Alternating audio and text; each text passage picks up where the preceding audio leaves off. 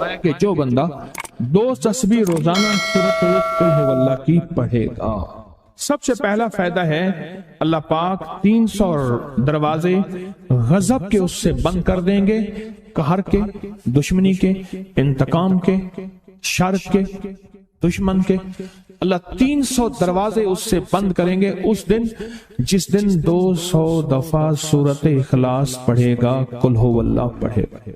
आप चलते फिरते पढ़ लें, हत्ता के वुजू नहीं है जुबान पाके पढ़ सकते हैं। इसके 9 फायदे बता रहा हूं, गौर से सुनिएगा। 2 तस्बीह सूरत कुल हुवल्लाह की। दूसरा फायदा फरमाया कि जो बंदा 2 तस्बीह रोजाना कुल हुवल्लाह की पढ़ता है, अल्लाह 300 रहमत के दरवाजे उस पर खोल देते हैं। तीसरा फायदा गौर से सुनना, 300 रिस्क के दरवाजे खोल के अल्लाह उससे गैब से रिस्क अता फरमाए। 300 रिस्क के दरवाजे खोल।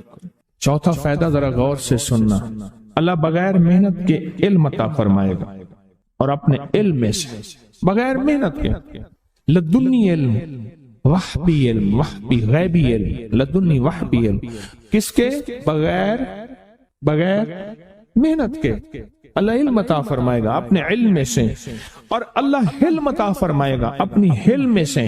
अल्लाह समझ अता फरमाएगा अपनी समझ में से। और 5वां फायदा 66 कुरान पाक खत्म करने का सवाब मिलेगा। 66 जो 2 तस्बीह सूरत कुल हुवल्लाह पढ़ेगा, 66 कुरान पाक खत्म करने का सवाब मिलेगा उसे। और इसका 6ठा फायदा है 50 साल के गुनाह माफ हो जाएंगे।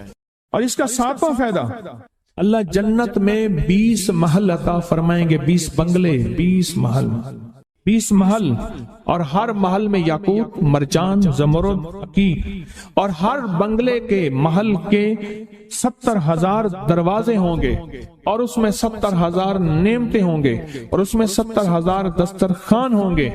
और ये उस शख्स के लिए होगा जो सिर्फ 2 तस्बीह सूरत कुल हुवल्लाह पढ़े। और 8वां फायदा जो 2 तस्बीह सूरत कुल हुवल्लाह पढ़ेगा, सूरत इखलास पढ़ेगा, 8वां फायदा है 2000 रकात नफिल पढ़ने का सवाब मिलेगा। और आखिरी 9वां फायदा, आखिरी फायदे में तो मैंने मजा आ गया।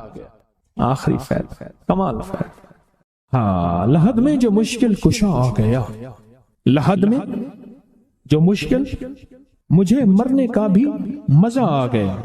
सिराने जो बैठे थे मेरी सरकार, नकीरैन को भी हया आ गया। सिरहाने जो बैठे थे मेरी सरकार, नकीरैन को भी हया आ गया। मोहम्मद मोहम्मद मोहम्मद मोहम्मद सल्लल्लाहु अलैहि वसल्लम, मोहम्मद मोहम्मद मोहम्मद मोहम्मद मैं कहता रहा, नूर के मोतियों की लड़ी बन गई।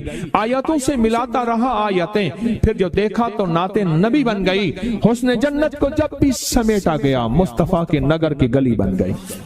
उसने जन्नत को जब भी समेटा गया, मुस्तफा के नगर की गली बन गई।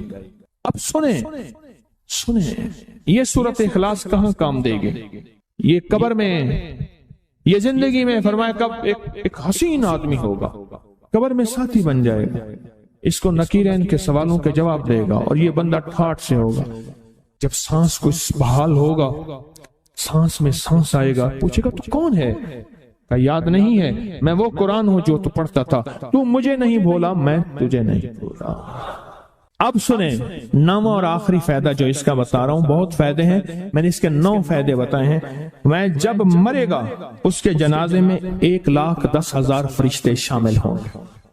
कि जो शख्स ये चाहता है अल्लाह मेरी नस्लों के लिए रिस्क के दरवाजे खुले रख, रिस्क के रूहानी और रिस्क के जिस्मानी, अल्लाह मेरी नस्लों के लिए दुनिया की महंगाइयां, हालात, क्राइसिस, नाकामियां, और पता नहीं आगे महंगाइयों की सूरत हाल क्या होगी, लेकिन अल्लाह मुझसे और मेरी नस्लों से रिस्क न छीन।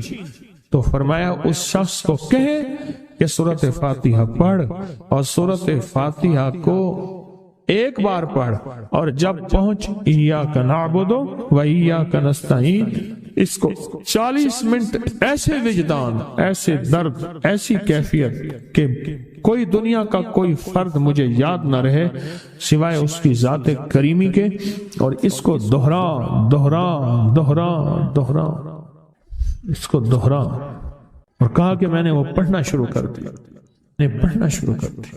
شیخ حامد کوفی کہتے ہیں کہ کوفہ میں ہمارے ہاں ایک رئیس تھا اور لوگ اس کے در سے کھاتے تھے اور لوگ اس کے در سے بہت لیتے تھے اور بہت سخاوت چلتی تھی، اور سنا تھا کہ اس کے والد بھی ایسے رئیس تھے اور سنا تھا اس کے دادا بھی ایسے رئیس تھے، اور یہ بات سنی تھی کہ اس کے دادا نے کوئی عمل کیا تھا، اور ایسا نہیں، دادا کے بڑوں نے کوئی ایسا عمل کیا تھا جس میں اللہ سے نسلوں کے لیے رزق اور رزق کے خزانے منوائے تھے۔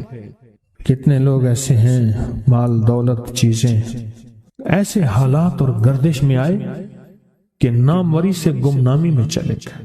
مجھے یاد ہے کہ میں ٹاؤن شپ میں ایک بندے سے ملا، یہ بات ہے آج سے کچھ 27-28 سال پہلے کم و بیش۔ ایسے چھوٹا سا کمرہ تھا اور مختصر سی 2-3 کرسیاں، ایک ٹوٹی سی میز، اور کہا کہ میں لاہور میں میرا سکہ چلتا تھا، میرا نام یہ ہے، نام مناسب نہیں، رازداری زندگی کا پہلا حصہ ہے، اور میرا نام یہ ہے، اور میرا اپنا ذاتی جہاز تھا، اور یہ مال تھا اور یہ چیز تھا، اور آج میرا حال یہ ہے کہ اگر میں دوائی لوں گا تو یہ بندہ پیسے دے گا جو ساتھ کھڑا تھا، میرے پاس دوا کے پیسے نہیں ہیں۔ مجھ سے ایک ہمارے مخلص ہیں، وہ کہنے لگے کہ میرے والد جن کے پاس جاب کرتے تھے ان کا بہت بڑا کاروبار تھا، انہوں نے اس دور میں 14,000 کی گاڑی لی تھی نئی، اور پھر 16,000 کی گاڑی لی، نئی گاڑی، کتنے کی؟ 16,000 کی گاڑی لی، 100 کا نوٹ بانٹتے تھے، صبح سے شام تک، شام سے صبح تک لوگ لین لگا کے لیتے تھے، اور جس دور میں 250 روپے کے 5 مرلے جگہ ملتی تھی، 250 فٹ جگہ ملتی تھی، نہ 125 فٹ، 125 جگہ ملتی، 5 مرلے 250 روپے کی، اور وہ بیچتے تھے۔ اور پھر ایک وقت ایسا آیا ہر چیز ختم ہو گئی۔ میرے پاس ایک ڈرائیور تھا، وہ کہنے لگا کہ میرے مالک ہیں جن کے پاس پہلے میں کام کرتا تھا، ان کے حالات آ گئے تو میں نے آپ کے پاس آپ کے ڈرائیوری کی، اگر رمضان میں کوئی بچا ہوا لنگر ہو وہ انہیں بلا لوں، آپ دے دیں گے؟ تو ہم رمضان میں مجمع آتا تو کوشش کی جاتی ہے کہ ان کو کھانا تازہ کھلایا جائے، تو میں نے کہا ٹھیک ہے، کہا کہ کچھ پیسے بھی ہو جائیں۔ میں کون ہے؟ کہا کہ فلاں لاہور کا، نہیں جانتے آپ؟ ہاں جانتا ہوں، اتنی بڑی سوسائٹی ہے، بڑی مالداروں کی۔ کہا یہ 28 مربع جگہ انہی کی تھی، اور آج سے 40 سال پہلے انہوں نے یہ جگہ بیچی تھی، اور اتنے کروڑوں میں اتنے میں بیچی تھی، اب وہ ایک چھوٹے سے مکان میں رہتے ہیں، سب کچھ ختم ہو گیا ہے، سب کچھ ختم ہو گیا ہے، اور ان کے گھر کھانا نہیں ہوتا، اور آپ اگر کھانا دیں گے تو ان کے گھر میں 2-3 وقت اچھا گزر جائے گا۔ میں اپنی نسلوں کے لیے تونگری منوا لے، اپنی نسلوں کے لیے رزق منوا لے، اپنی نسلوں کے لیے وسعت منوا لے۔ تو کہے کہ مال بہت ہے اور نسلوں کے کام آئے گا، مال رکھنا جائز ہے، حلال جائز ہے، لیکن یہ شرط نہیں ہے کہ وہ رہے گا یا نہیں رہے گا۔ یہ میری ساتھ چوک ہے، یہاں کرتبہ چوک، یہاں 2 پلازے مجھے ایک بندے نے بتائے، اب اس کے نہیں ہیں، کہا یہ اور یہ اس بندے کا ہے، فلاں نام کے بندے کا، اور اس کا آج کچھ نہیں رہا۔ اب وہ جس کسائی سے گلبرگ میں ہے، یہاں لاہور میں، جس سے بہت من و گوشت آتا تھا اور بڑے بڑے رئیس دعوتیں پکتی تھیں، چپ کر کے جاتا ہے اور وہ کچھ پیسے اس کی مٹھی میں ڈال دیتے ہیں اور وہ اس سے زندگی کا گزر بسر ہوتا ہے۔ میں یہاں لاہور میں فیروز پور روڈ پہ ایک جگہ گیا تو انہوں نے وہ جگہ پہ کھڑے ہو کے دکھایا، وہ سامنے جو بنگلہ ہے، میں نے کہا وہ تو محل ہے، کہہ رہے یہ اس بندے کا ہے، اب ایک کمرہ اس کو ہم نے دیا ہوا ہے، اور وہ بنگلہ، وہ محل، وہاں وہ کھڑکی اس طرف کی بند رکھتا ہے کہ میری نظر اس پہ نہ پڑے، وہ سب کچھ اس سے چھن گیا ہے۔ سنیں، یاد رکھیں، جو اللہ کے خزانوں سے ملتا ہے وہ تیری جیب سے جا نہیں سکتا، وہ دنیا کی جیبوں اور مالوں سے جو ملتا ہے وہ تیری جیب میں رہ نہیں سکتا۔ یہ جو عمل ہے نا نسلوں کے لیے رزق منوانا، برکت منوانا، نسلوں کے لیے رزق منوانا، نسلوں کے لیے برکت منوانا، یہ جو عمل ہے بس. اب میں نے آپ کو عرض کیا نا کہ آپ پوچھیں کتنے دن کریں گے، میں نے کہا دل خود بولے گا، من خود بولے گا، اندر خود بولے گا. میں نے آپ کو کچھ واقعات سنائے ہیں، بڑی بڑی ہستیوں کے واقعات، بڑی بڑی ہستیوں کے واقعات. یہ اس میں سعودی عرب مکہ مکرمہ میں ایک جگہ ہے، اس کا نام خالدیہ ہے سوسائٹی. میں وہاں ایک عرب سے ملا، شیخ ابو ترکی اسے کہتے تھے. تو اردو عربی تو مجھے آتی نہیں، بس تھوڑی بہت ایسے شدھ بدھ ہے. تو وہ تھوڑی ہی دیر میں کہتے تھے، ایسے اٹھتے تھے نا، کہتے تھے اللہم ایاک نعبد و ایاک نستعین. میری ان سے چند ملاقاتیں ہیں. بوڑھے تھے، بابے تھے، کہ ان کے بڑے آئے تھے، اصل میں خلافت عثمانیہ تھی تو ان کے بڑے ترکیہ سے آئے تھے، تو پھر مکے میں رہتے رہتے تو وہیں کے ہو گئے. ان کا جو خادم تھا وہ اردو بولنے والا تھا اور انڈیا کا تھا، اس سے میرا تعلق تھا. تو میں نے اس سے پوچھا، میں نے کہا تیرا جو ہے یہ بابا یہ کیوں پڑھتا ہے؟ یہ پتہ نہیں، میں سے پوچھ کیوں پڑھتا ہے؟ اس نے کہا جلالی بابا ہے تو کہے گا مجھ سے. میں نے کہا میرا کہے. اچھا وہ میرے اشارے دیکھ رہا تھا، تو اس نے عربی سے پوچھا کیا کہتا ہے؟ اس نے ڈرتے ڈرتے کہا کہ جی آپ یہ کیوں پڑھتے ہیں؟ تو بڑا خوش ہو گیا، کہنے لگا پہلا بندہ ہے جس نے مجھ سے پوچھا، آج تک کسی نے پوچھا نہیں، پہلا بندہ ہے جس نے مجھے یہ پوچھا ہے. کہا جب ہم چھوٹے تھے ہمارے پاس بہت غربت تھی اور تنگ دستی تھی، تو میرے والد ہمیں بٹھا لیتے تھے اور ہم سورۃ فاتحہ پڑھتے تھے، اور جب پہنچتے تھے نا ایاک نعبد و ایاک نستعین پر، تو پھر اس کو میرے والد کہتے تھے دہراؤ، بہت زیادہ پڑھو، بہت زیادہ پڑھو، بہت زیادہ پڑھو، بہت زیادہ پڑھو. کام پڑھتے تھے، بہت زیادہ پڑھتے تھے، بہت زیادہ پڑھتے تھے. اور کہا میرے والد پھر دعا کرتاتے تھے اور ہم آمین کہتے تھے، اور میرے والد کہتے تھے چلو مبارک ہو، ہمیں جو ہے اللہ پاک وہ فلاں چیزیں، وہ حلاوے، وہ چیزیں کھلائیں گے. کہہ رہے ابے کو دیکھتے تھے، ابا جی ہمارے پاس تو پیٹ بھر کے روٹی نہیں ہے، آپ کہتے ہیں اللہ وہ کھلائے گا، وہ کھلائے گا. اور ابا ایسے خوش ہو جاتا تھا. کیوں؟ ابے کو یقین تھا کہ سورۃ فاتحہ اس کریم نے قبول کر لی اور میرا کام ہو گیا. وَمَن يَتَوَكَّلْ عَلَى اللَّهِ. ہاں میرے بندے، میری ذات پہ بھروسہ کر کے دیکھ، میرے قریب آ کے دیکھ، مجھ سے دوستی لگا کے دیکھ تو صحیح، پھر میں کر کے دکھاؤں گا. ہمارے یہاں ایک پیر صاحب تھے، میرے والد صاحب رحمۃ اللہ علیہ، ان کا باغ اور ہمارا باغ آپس میں اب بھی ایک ہی ہے، دیوار کے ساتھ دیوار ہے، بنے کے ساتھ بن. تو وہ ان کے ہاں گئے، ایک بابا جی جھاڑو دے رہے تھے، اور صبح شام کی روکی سوکی ملتی تھی، اور بس ہر وقت غلامی ہوتی تھی، ہر وقت غلامی ہوتی تھی. تو مجھے والد صاحب نے بتایا کہ میں اس بندے کو جانتا ہوں، اس نے اتنی مربع، اتنی ایکڑ، اتنی زمین جو ہے اٹھا کے ساری پیر صاحب کو دے دی، اور ساری زندگی پیر صاحب کے 2 وقت کی ایک سوکھی پوکی روٹی، آخر وہیں مر گیا اور اس کو کفن دے کے دفن. اسے پیر صاحب نے مجبور نہیں کیا، پیر صاحب نے مجبور نہیں کیا. دعاؤں کی طاقت ہے، دعائیں نسلوں کو کھلائیں گی، پلائیں گی. پر ایک تجربے کی بات بتاؤں، بڑوں کی بات ہے، بڑوں کی بات، دعاؤں کی برکت سے اللہ حلال طیب طاہر کھلائے گا. میرے پاس ایک صاحب ہے، کہنے لگا کاروبار کو زوال ہو رہا ہے، کورنگی میں، کراچی میں فیکٹریاں، ملیں اچھی خاصی ہیں وہ ایریا. تو کہا کاروبار کو زوال ہو رہا ہے، اور کاروبار زوال پہ چلا گیا ہے، کمپنیاں 2-4 بند ہو گئی ہیں، زوال ہو رہا. میں نے اللہ کا نام دیا، پھر ملے، کہا کچھ نہیں ہے. اچھا، میں نے کہا یہ اب پڑھیں آپ، اللہ پاک دکھائے گا. مجھے انہوں نے خود بتایا، میں ایسے کوئی سمندر ہے اس کے کنارے کھڑا ہوں، کہنے لگے کراچی کا سمندر نہیں، کہاں ہے؟ تو میری طرف پانی آتا ہے اور وہ گندا پانی ہے، بالکل میلا گندا. تو میں سوچتا ہوں سمندر کا پانی تو بالکل شفاف ہوتا ہے، یہ گندا پانی کیسے ہے؟ اور وہ گندا پانی پہلے میرے ٹخنوں تک آتا ہے، پھر گھٹنوں تک آتا ہے، پھر رانوں تک آتا ہے. اور کہا کہ مجھے دور سے ایک لہر آتی نظر آ رہی ہے کہ شاید میں اس میں ڈوب جاؤں. آواز آتی ہے چلا جا، تیرے رزق میں کوئی مشکوک رزق داخل ہوا ہے، ہم تجھے پاک کرنا چاہتے ہیں، اور یہ سارا مشکوک رزق ہے، اور تیرے مال کو ہم نے اس لیے کم کر دیا.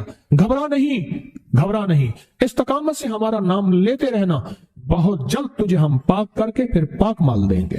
پاک کر کے، کیا عجیب بات ہے، پاک کر کے پھر پاک طیب طاہر مال دیں گے، گھبرا نہیں، ہمارا نام لیتے رہنا، تو ہو کسی بھی حال میں، تو ہو کسی بھی حال میں، تو ہو کسی بھی حال میں، مولا سے لو لگائے جا، قدرت ذل جلال میں کیا نہیں گڑ گڑائے جا، چین سے بیٹھے گا اگر کام کے کیا رہیں گے پر، گونا نکل سکے گا مگر پنجرے میں پھڑ پھڑائے جا، بند ہے پنجرے میں نکل نہیں سکتا، پر پھڑا تو صحیح، پھڑا تو صحیح، محنت تو کر، والذین جاہدوا فینا لنہدینہم سبلنا، ہماری راہوں میں محنت کر، ہمارے لیے اللہ کی طرف قدم اٹھا، ففروا الی اللہ، پھڑا تو صحیح۔ بہت خوش قسمت ہے جس کو اللہ نے اپنی ذات کا تعلق عطا کر دیا، بہت خوش قسمت ہے جس کو اللہ نے اپنے ساتھ باتیں کرنے کا راز و نیاز کا کوئی جذبہ دے دیا، جس کی زبان سارا دن ذکر میں، تسبیح میں، سجدوں میں، اپنی دنیا کے کاروبار بھی ہے لیکن دل اٹکا رہتا ہے کہ اب نماز کا وقت ہے، آج میرا ذکر نہیں ہوا، آج میں نے قرآن کی زیارت نہیں کی، ایک صفحہ، دو صفحے، ایک پارہ، دو پارے، خوش قسمت انسان ہے آپ، بہت نصیبوں والے ہیں آپ، بہت نصیبوں والے، یقین جانیں دنیا کا خوش قسمت انسان وہ ہے، دنیا کا نصیب و بخت اور مقدر والا انسان وہ ہے دنیا کا جس کو اللہ پاک کہے تو ہو اور میرا نام ہو، بس وہ درود پاک کی شکل میں ہے، درود میں اللہ اور اس کے حبیب پہ سلام ہے، اللہم صلی علی یا صلی علی، اللہ کا نام پہلے آتا ہے، میرا درود ہے، کلمہ ہے، تسبیح ہے، کوئی ذکر ہے، مسنون دعائیں ہیں، بس میرا نام ہو اور تو ہو۔ بعض اوقات اللہ دنیا تھوڑی کر دیتا ہے، رزق تھوڑا کر دیتا ہے، لوگ تانے دیتے ہیں، صدیق اکبر رضی اللہ تعالی عنہ کو تانے دیتے تھے کہ تیرے پیر نے تجھے یہ دیا ہے، نعوذ باللہ، تجھے فقیر کر دیا، تجھے غریب کر دیا، اور تجھے ٹاٹ کے کپڑے اور سیہ کر دیا، تانے دیں گے بعض اوقات، بعض لوگ بہت تانے دیں گے۔ میں نے ایک دفعہ مجھ سے کہنے لگے کہ مجھے دنیا بہت تانے دیتی ہے، تو میں نے کہا میرے ساتھ سودا کر لے، اگر زیادہ تھک گیا ہے، اب تک جو تسبیح ذکر کا نور ملا ہے وہ مجھے دے دے، میں اللہ سے کہتا ہوں کہ اللہ اس کو مال دولت دے دے، یہ سب چھین لے۔